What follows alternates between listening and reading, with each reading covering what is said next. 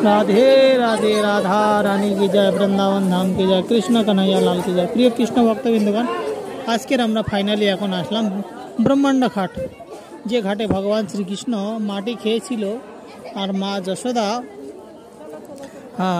তার মুখের ভিতরে দেখছিল যে মাটি। তখন বলছে, মা যশোদা বলছে মুখ খোল, মুখ খোল।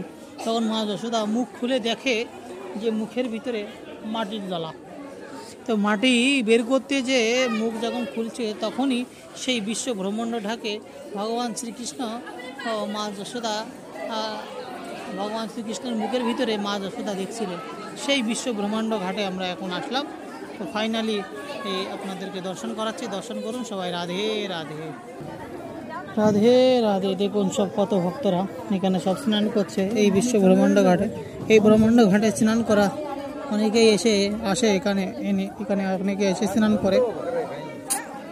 দেখুন সব মায়েরা ভক্তরা কিভাবে এখানে স্নান করছে।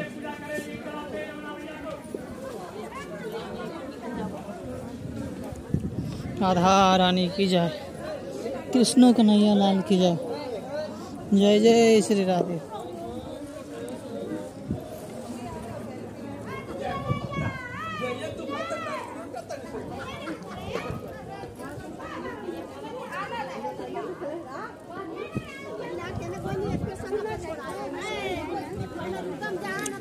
जय जय श्री राधे।